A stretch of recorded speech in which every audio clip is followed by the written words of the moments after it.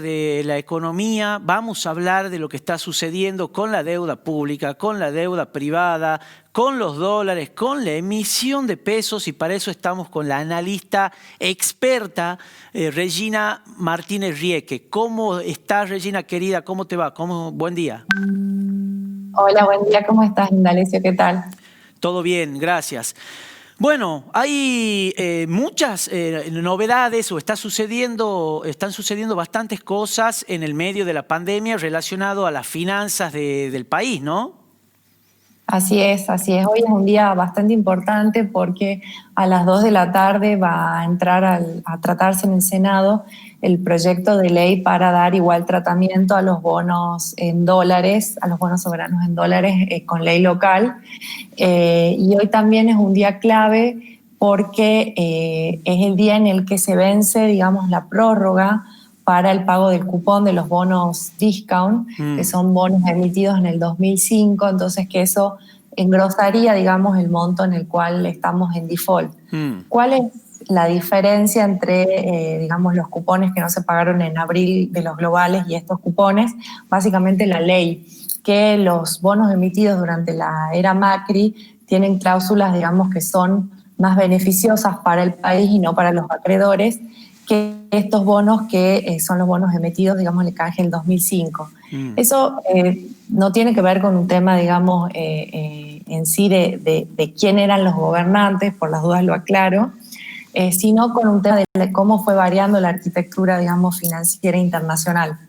Desgraciadamente, los argentinos sentamos precedentes en materia de jurisprudencia en todo lo que tiene que ver con el canje, y bueno, como en el canje del 2005 quedaron estos famosos holdouts que después trabaron muchos embargos y te acordás que nos complicaron bastante, claro, digamos, en los años posteriores. Es por eso que las mismas cláusulas, digamos, van mejorando a nuestro favor, ¿no?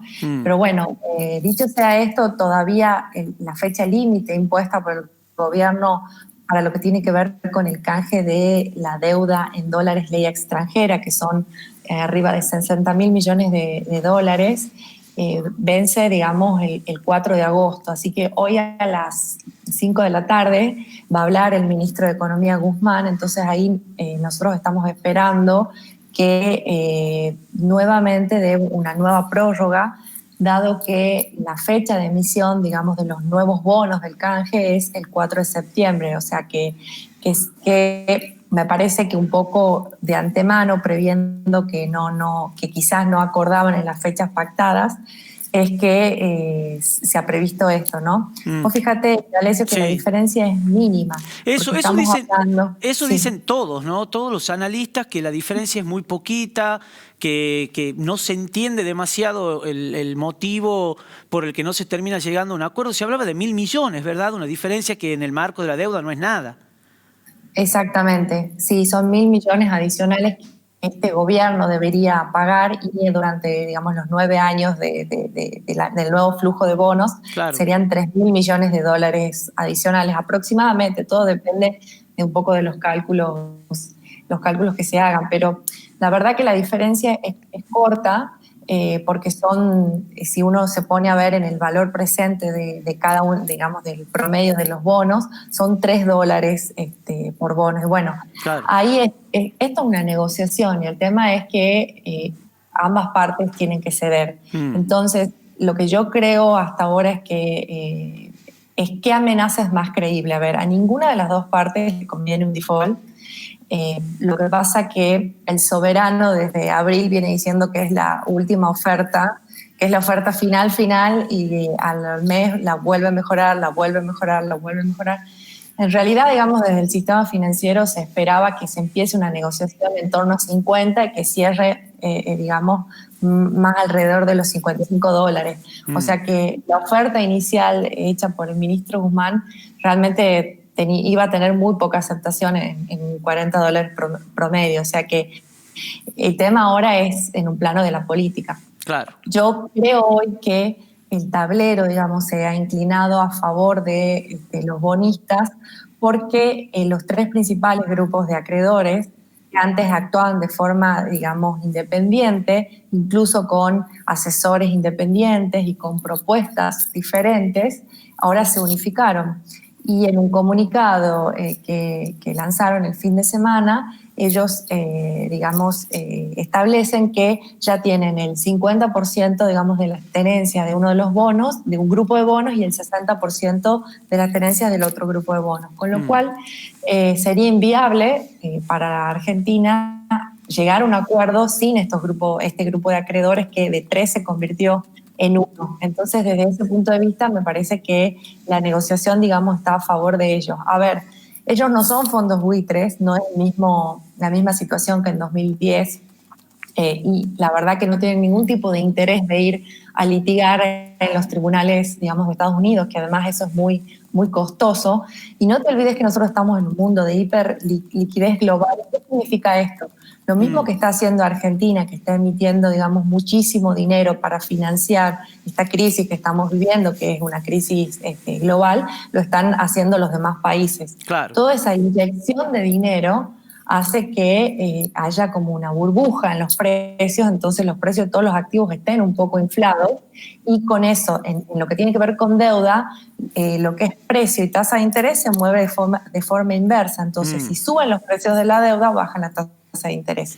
Por eso se dice que el mundo está con tasas de interés cercanas a cero. Claro. Entonces, a los bonistas les conviene un negocio como el de Argentina, cuando, digamos, el resto del mundo, y no hablo solo de Estados Unidos, sino hablo también de países latinoamericanos que tienen rendimientos muy bajos, no cero, pero quizá en términos reales, cuando uno le descuenta la inflación, sí es cercano a cero. Entonces están en una delgada línea, porque a su vez nosotros, digamos, como país, el soberano, también estamos arrastrando, digamos, a las provincias, ¿no? Que muchas provincias ya están muy cerca de cerrar su reestructuración de deuda, y no lo pueden hacer porque si el soberano no cierra, vos imaginate qué acreedor va a cerrar con la provincia, que depende de la coparticipación. Por supuesto, claro, tal cual. Entonces, y por otra parte, digamos, los acreedores un poco le están diciendo al gobierno, bueno, vos me decís que la deuda no es sustentable, vos mismo me decís y reconoces que ya Argentina estaba en default, digamos, previo a la pandemia, o sea que esto no es un problema de la pandemia, vos me decís que no podés pagar esta deuda, entonces contame qué es lo que vas a hacer de acá al futuro para poder pagar esa deuda. Claro. Como no vemos un plan, que bueno, un poco esperemos que ahora a las 5 de la tarde el ministro hable del día después del canje, ¿no? De qué va a pasar después. Como no vemos un plan, es que los mismos acreedores también están exigiendo algunas condiciones legales, porque están viendo que lo más probable es que Argentina vuelva a entrar en default. Entonces se están tratando de cubrir ante un eventual nuevo default. O sea que en ese plano, digamos, se encuentra la negociación. Una pregunta cortita más, Regina. ¿Cómo estás viendo? Porque hay una situación de gran parte de los argentinos o quienes tienen algunos pesos no quieren saber nada con los pesos y van al dólar. Y al mismo tiempo el gobierno está emitiendo muchos pesos para hacer frente a toda la pandemia. ¿Qué va a pasar con toda esa grandísima cantidad de pesos en el mercado? Bueno, mira, ahí tenés dos corrientes, ¿no? Dentro de lo que es la teoría económica. Una que te dice que la inflación es un fenómeno monetario y otra que te dice que no. Tal cual. Este gobierno básicamente cree digamos, que la emisión no genera inflación, Claro. Y por eso proponen, digamos, financiar, porque además no tenemos alternativas, financiar el agujero fiscal, que este año va a ser más o menos 10 puntos del PBI, o sea, una cosa espantosa. Totalmente. Propone financiarlo con emisión. El tema de la emisión monetaria es, digamos, cuando uno habla de emisión, habla de oferta de dinero. Y en cualquier mercado, los precios se determinan por la interacción de la oferta y la demanda. Entonces, lo que pasa con la demanda de dinero es clave. Vos bien lo has dicho, los argentinos no queremos pesos. ¿Por qué no queremos pesos? Porque tenemos una historia, digamos, de inflacionaria, que fíjate que en el mundo la inflación dejó de ser un problema hace años. Para nosotros sigue siendo un problema, digamos, que no lo podemos resolver.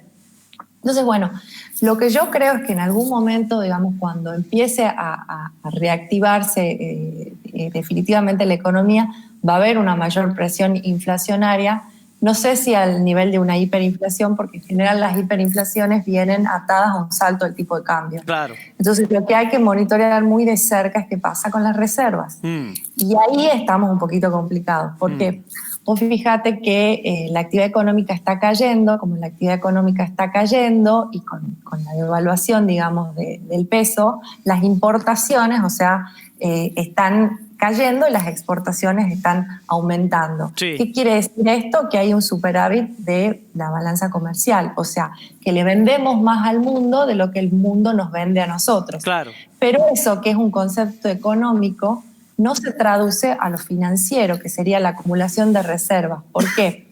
Porque una cosa es lo que yo compro y vendo, que sería lo económico, y otra cosa es lo que pago y cobro.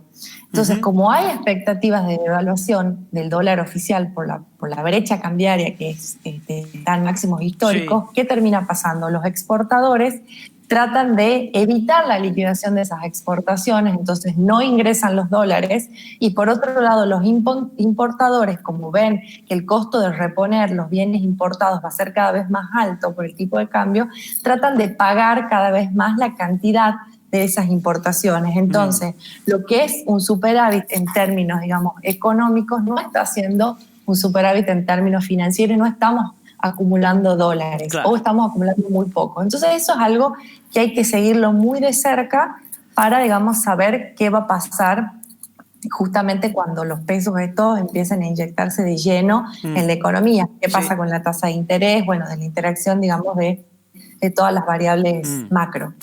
Muchas gracias, Regina. Un abrazo grande, muy claro como siempre. Que estés bien. Buen día. Muchas gracias, Andalexia. Un beso grande. Chao, chao. Chao. Hablamos con Regina.